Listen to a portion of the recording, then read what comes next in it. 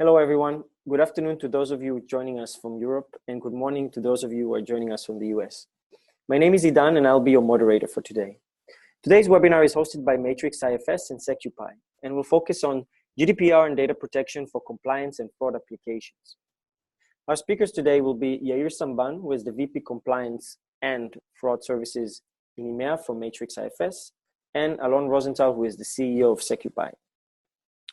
So before we get started, just a few words about each of the companies you're going to hear from. Matrix IFS have been providing specialized solutions and services to financial institutions around the globe since 2006, with over 500 projects completed, ranging from advisory to implementation of various solutions and technologies. SecuPi is the world's fastest large-scale right-to-be-forgotten and consent application. Our customers include large telco and top 5 global banks across the US, Europe, and Asia. Is the largest Teradata and big data anonymization deployment with over 100,000 sensitive columns anonymized, and is also a Gartner Cool vendor. Without further ado, I'll pass the baton to Yair, which will kick off the webinar. Hello, good morning and good afternoon, everybody. Today I'll be happy to cover the main stipulations of GDPR, the European Global Data Protection Regulation. I'll touch a bit on its equivalent, the American or Californian CCPA, which will be, I think, the harbinger of very similar regulations in the US. GDPR is part of the digital transformation journey of every institution, including banks and other corporates and companies of all sizes that will have to address those issues and concerns as they grow their digital component of their enterprise IT. And finally, the meat of this webinar will touch on how financial crime and compliance technology can be made GDPR compliance, and we'll address a few use cases around that. Our friends from SecuPi will talk about how compliance could be achieved by 4 simple steps and a few customer success stories, and what I hope will be a pretty exciting section of this webinar, a demo of this product. So I think at this point, talking about the main parts of GDPR is something that has been covered already. I don't feel a need to dive deep into all the stipulations, but just to set the scene and make sure everybody is on the same page of that. The General Data Protection Regulation has been made effective by the European Union as of the 25th of May 2018. It is enforceable on any firm worldwide that holds and processes data of European citizens. So basically, even if you are a bank operating in the US or in the Middle East or any other geography, and your customers include European citizens, you're subject to the GDPR, and you're liable to fines and legal activity under the GDPR. What are the main stipulations of GDPR? The first part to be aware of is breach notification. You as an organization, you as a data holder, need to be aware of any breaches against European data subjects. Secondly, right to access. You as a data controller need to provide a copy of the personal data free of charge to anybody who asks to get it. So any European data subject, basically, a European citizen, can request all the data that your organization have about him. Data portability, pretty similar to porting your data from one cellular company to the other. Then you have the ability to ask for your data to be ported onto your next provider, like your next bank, for example. And finally, privacy by design. So every application that is deployed by the firm, by the bank, or by the insurance company, by whatever enterprise there might be, has to be aware and embed the stipulations of privacy as part of the design of that system. That should not be an add-on, but should be part of the thinking around the design of the systems from the get-go. All of these stipulations might seem like a high-level point, something that you can find solutions to all of them, but how tight is the enforcement? So this question has actually been answered by the EU regulations this year. In January 2019, the French regulator fined Google for 50 million euros, which is a fine which is on the high bracket of fines that can be applied under GDPR. And that, I think, is an example of how seriously European regulators take the privacy of their data subjects. in the US, the California Consumer Privacy Act, the CCPA, will become effective on January 1st, 2020. It's not that much into the future. And this regulation has very similar stipulations and requires IT organizations to worry about the same topics like the GDPR. So this is a worldwide phenomenon that might be front-ended by the European regulation, but actually privacy concerns are worldwide and applicable to any application, any corporate that holds private data of their customers and their partners. How does that apply to your organization? So as I mentioned before, GDPR is part of the overall data protection, and even stronger than that, the digital transformation that each organization has to go through. So in this context, the three steps that I usually mention to organizations that talk to me about GDPR are how to get GDPR part of your overall digital transformation strategy. Step number one is discovering the data landscape. Which data do you keep in your organization, where, in which format, and how do you use this data? Secondly, preparing the data quality for the attestations and the reporting that are required by GDPR. So if you need to find different parts of the data, different fragments and segments in different systems, then this creates another operational overhead which you want to avoid. That is why preparing your data quality is an important step in having a proper digital transformation strategy in place. Thirdly, putting data governance in place in terms of, firstly, governance and internal compliance from the IT organization, and secondly, tools and processes on the ground level to actually look at data governance, who can access the data, who can move the data, and monitor those processes using the proper tools. That would create not only massive savings in the organization, but also, most importantly from my perspective, a feeling of security within the decision-making community. Because if you are aware that you can find any breaches in the organization and you can find any data of your data subjects very easily, then you can sleep quietly and you know that you're not liable to get those high fines upon you if you're not able to find the right data element in the right time. We're coming now to how the financial crime and compliance application can be made GDPR compliant. What are the main differences or the main complexities when it comes to financial crime solutions? So firstly, every organization that has a financial crime and compliance legal burden would deploy a risk engine, for example, an Actimize solution or Oracle, FICO. There are many vendors that have those risk engines and technologies out there. And each bank, each financial company has different solutions in place for that need. But the story does not end there, because the customer data that is kept within the financial crime compliance solution is also accessible and is kept within the data warehouse that is either feeding the financial crime solution or is underlying it. So your nice Actimize or Oracle and so on sits on top of a database that might be accessible through a business object or ClickView or Tableau, for example, for the purpose of business intelligence. So when you're coming to map your data and your privacy concerns, this is another area that you need to look at. Big data platforms are commonly deployed in large organizations to make sure that your data access and your data management are sleeker and quicker. But that creates another set of questions in terms of how can you access the data, and are European data subjects' private details kept within the big data platform and not only within the financial crime application. DBA tools like SQL Plus and Toad and platforms like Kafka, they also contribute to your ability to make sense of the data and actually query the database. Those tools have to be monitored as well, because one of the areas of breach or one of the compromise avenues could be one of those technologies as well. And finally, cloud platforms like Amazon Web Services, Azure, and Google Cloud are commonly deployed by organizations as a way to mitigate the cost of infrastructure. Those platforms offer their own security services, but are those security services also in line with the capabilities and the features of your financial crime solution? So those common questions have to be addressed as part of mapping the concerns and the needs for a GDPR compliance exercise. And there are a number of common questions that arise when those exercises happen, when you're mapping what are your areas of concern. It may not be trivial, but where is the customer data kept? This question is not as simple as it seems, because the data is kept not only within the financial crime solutions storage or source data, but also within its analytical repository and also within its case management architecture, case management feature. How to erase from analytical history. So if one of the data subjects requests the data to be erased, as I mentioned, the right to be forgotten is one of the stipulations of the GDPR. Would you erase it only through the terminals given to you by your database application, like Toad, SQL Plus, and so on? You might not cover all the different places where data is kept.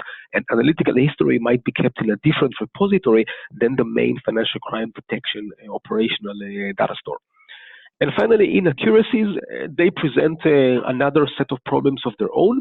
So obviously, each data subject has the right to correct any accuracies and errors in his data and has a right to access the data that is kept about him. But what if you capture data from two different sources of the same customer and you kept it in two different places?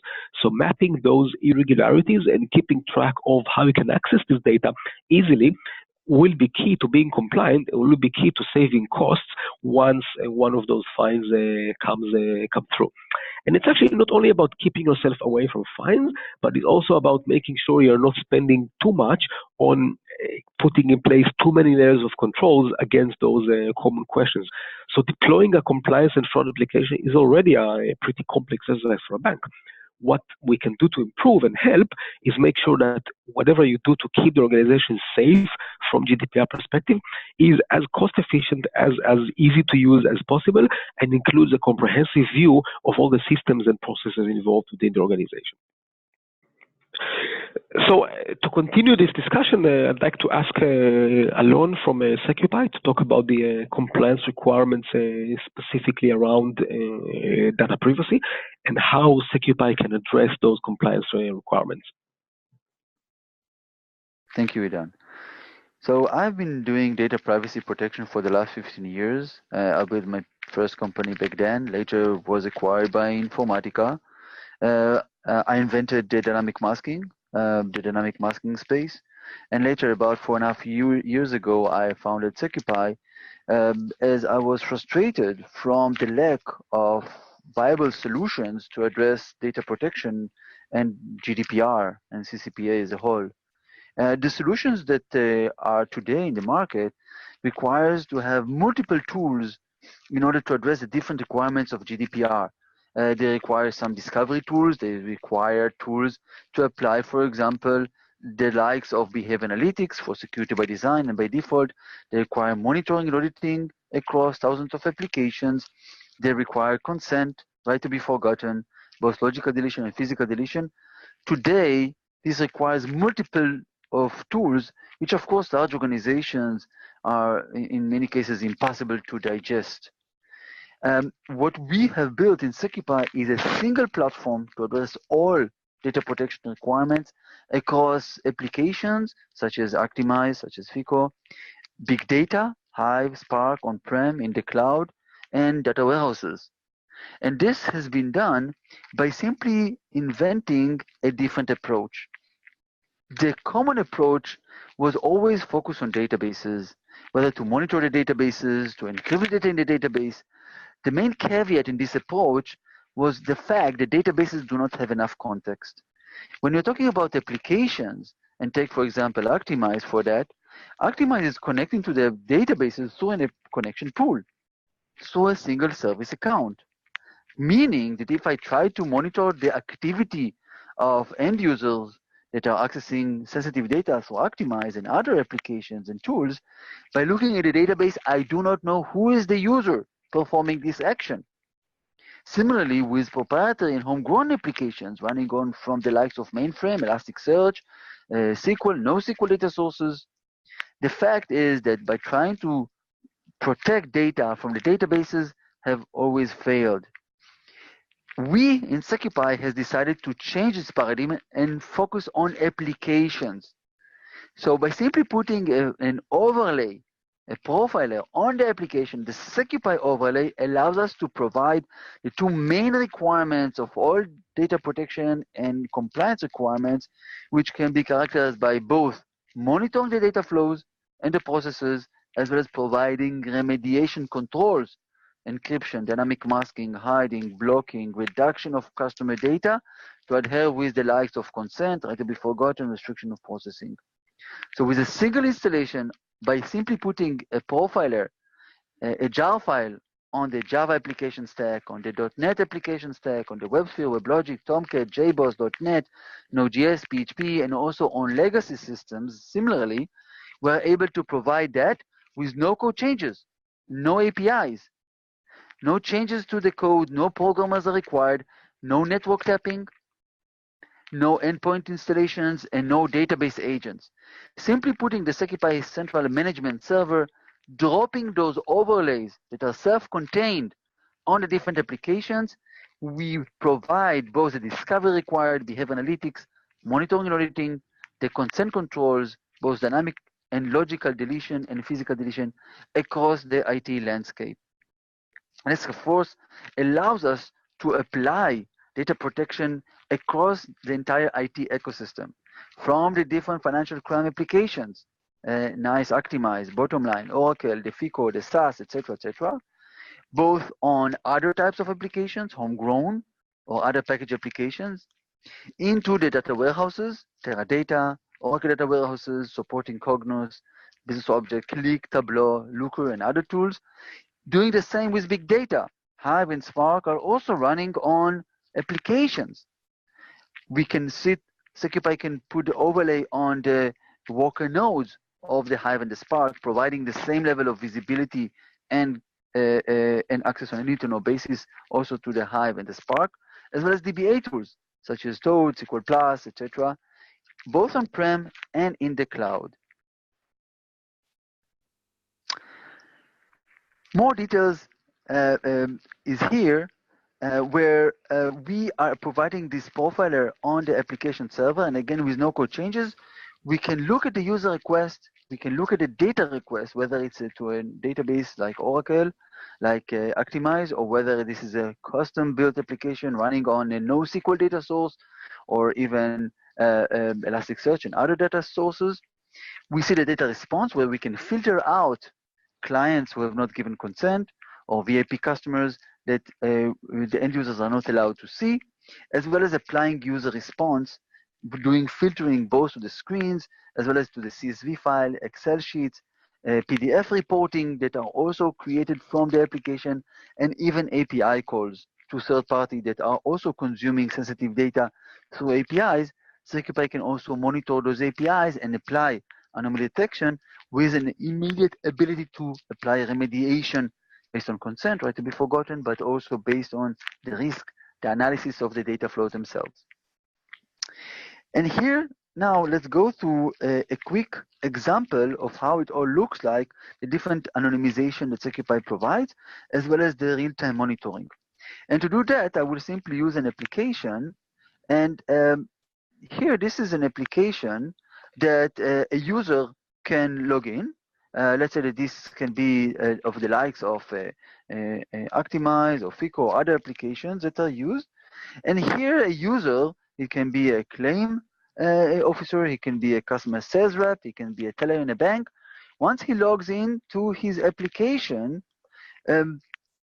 anonymization policies that SecuPi has defined are kicking in and applying access on a need-to-know basis.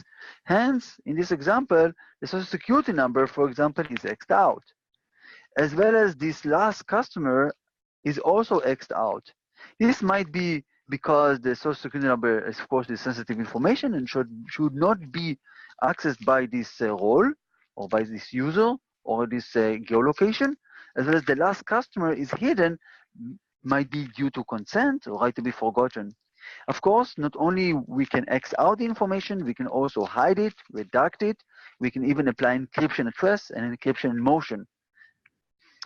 In addition to provide these filters to the restrictions of accessibility to the different client data across the applications, whether they are based on an administrator rights, whether they are applied on a Toad or SQL Plus or admin tool or in a reporting tool, we also, of course, do provide the monitoring of those data flows. So in addition to apply the anonymization both in the screens of the application, as well as even to exported Excel sheets that users are extracting from FICO or Optimize. We are able also to provide real-time monitoring of the sensitive data flows. And here, this is now going to the SecuPi management server. We can see that Adam, this user, from the SecuPi dashboard, we see that Adam has accessed this FICO or Optimize application centrally about 30 minutes ago. He looked at this URI from this IP, looked at 38 VIP customer records. SecuPi labels the data flow and applies classification to that in real time, in addition to assigning a risk score to that. The risk score is based on the velocity, the variety of the data, the volume of the data that is exposed in this data activity. And in addition to that, we also provide forensics, detailed information of which customer were accessed by which user based on which URI request, with including the entire parameters involved, both the user request parameters and in this case even the SQL request that was retrieving the information, in addition to the actual forensics, in this case the client IDs that were exposed to this Adam through this application where the SecuPi profiler has been installed. In addition to that, SecuPi also provides means to investigate further. So for example, we can take a certain CID, a certain customer ID, into the SecuPi dashboard and ask who across our dozens of applications was accessing this sensitive client ID. And these are the users using either Optimize or using reporting tools such as Qlik, Tableau, Excel, access to the data, as well as accessing the data from the likes of big data and Teradata. These are the end users who were consuming data on this VIP client. In addition to that, SecuPi also provides an anomaly detection, user activity behavior analytics, where we can look for the last 30 days, analyze who are the top consumers of personal and sensitive data. In this case, Adam, the user that we were just using to access this application, is one of our top users. He has a very high data access risk score. We can also provide a risk score for certain transactions. And by drilling down to this user, we can see and we can do self-comparison and peer comparison over the last 30 days or 3 months time or more. We can do analysis of how much client data he was exposed to, either on an hourly, on a daily, on a weekly basis, both comparing him to himself, as well as comparing him to the median user, to the 75th percentile. If Adam, this user, has become malicious, of course, we would have seen here a spike of his customer data access. We can both look at a certain dimension, such here, access to sensitive client information. We can also profile the Adam behavior based on certain transactions across the different applications, or look at a certain dimensions of accessibility. For example, the dimension to access of a VIP customer data, to emails, etc., etc. This is applied with no code changes to the source applications that we are monitoring, but by simply putting this overlay across those applications, which is a process that is super fast. In order to put SecuPi on an application, I can simply go to the SecuPi, I click on Add Application, I give it a name. For example, it might be Optimize.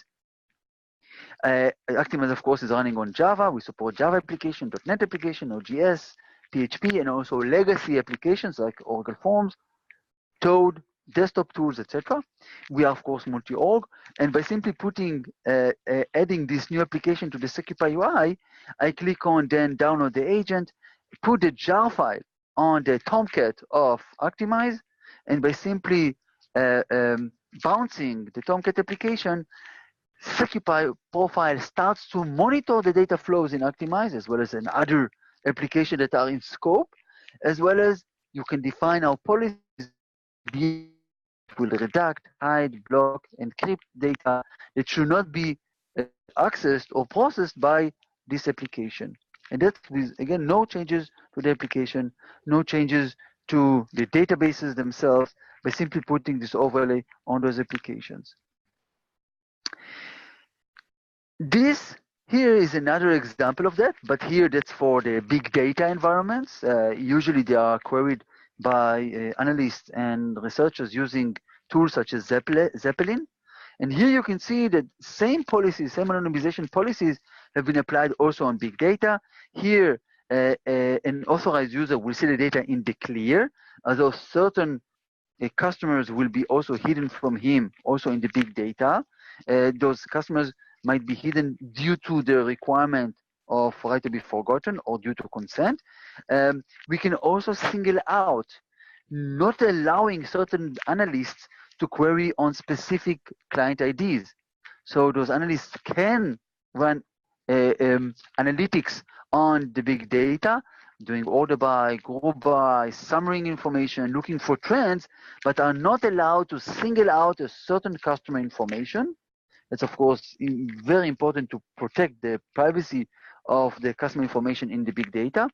We can even apply encryption on the big data. So data that goes to the cloud for big data, for example, we have one of our customers using Azure, Azure Big Data. They insisted to encrypt the data on-prem before it goes to the cloud, keeping the keys on-prem while only decrypting it by authorized users that are allowed to see the data on-prem using Qlik, Tableau, whatever analytic tool they're using. They are using SecuPi both to encrypt the data in the ingestion, loading encrypted data to the cloud, which will only be decrypted once authorized users are consuming it. As I show here, the data can be either dynamically masked, encrypted at rest, encrypted in motion, redacted for consent, right to be forgotten, as well as we provide this centralized monitoring of accessibility to client data. Onboarding SecuPi is something that is very fast done. Here, this is an example of such a process, which is basically takes 4 steps. The first step, of course, is installation. We can install SecuPi both on-prem or in the cloud, on a cluster of Linux for high availability, where upon the installation, which takes, of course, a few hours to a day, we put the overlay on the application. The overlay allows us to discover sensitive data. We provide multitude options for data discovery, both by singling sensitive client data from the screens of the application. By simply clicking on a screen on a sensitive data within the screen, we will provide the lineage of this data to the databases and back, or by providing automatic crawlers that we offer, as well as trying to discover data by observing the data flows themselves from the database to the different users. Once discovery is performed, we set the different anonymization policies: reduction, hiding, blocking, based on a certain application, geolocation, based on consent, based on logical deletion of certain list of client IDs that has to be forgotten. We define the policies that are then propagated to the profiler. There's no need for APIs. There's no need for the overlays to communicate with the server, especially to limit any risk of performance degradation.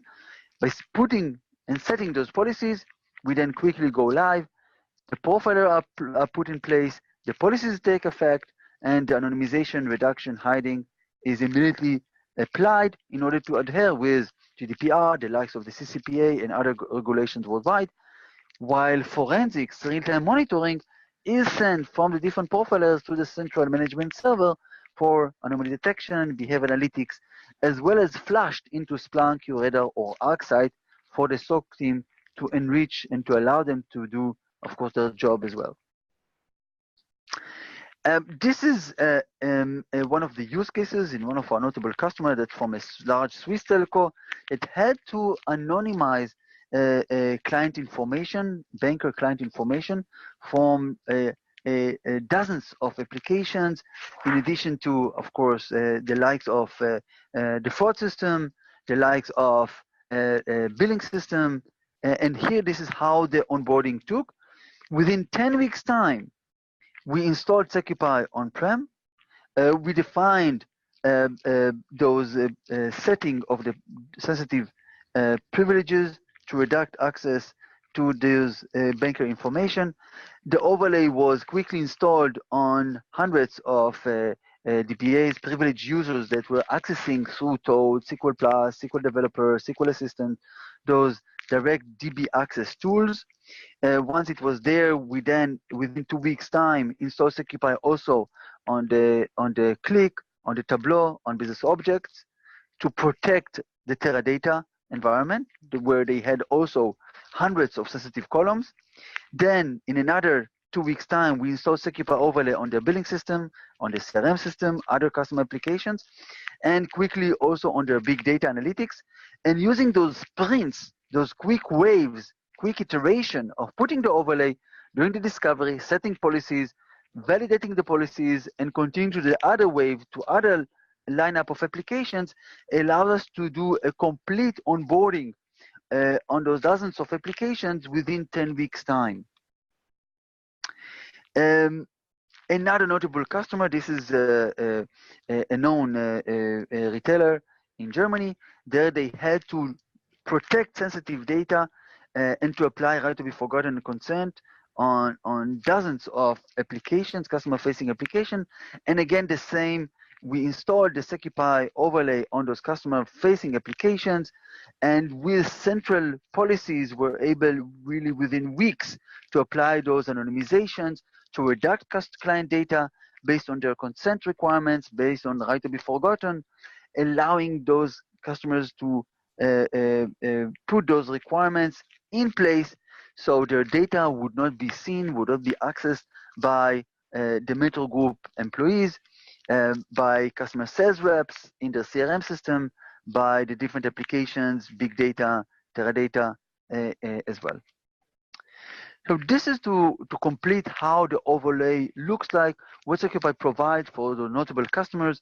And among our customers, of course, is the largest European telco, the largest bank in Europe, where we are deployed on hundreds of different applications, ranging from the likes of old Oracle forms to the latest microservice applications, both on the largest European Teradata, where we are anonymizing 100,000 sensitive columns with no changes to the Teradata itself.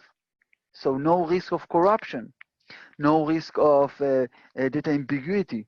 By simply putting SecuPi on the Click, Tableau, SAS, and other hundreds of applications around this European largest Teradata, we were able to quickly, also within weeks, to apply anonymization, to put the data where it belongs in a safe and secured manner. This completes what we wanted to share with you. Thank you very much for joining us, and we'll be happy to share with you more information, success stories from our website. Please don't hesitate to reach out to us. Thank you very much. All right. Thank you, everyone, for joining us. If you have any more questions, you can see Yair and Alon's email addresses. We will be sending you a recording of the presentation as well, probably next week. Thank you, and have a good day and a great end of the week.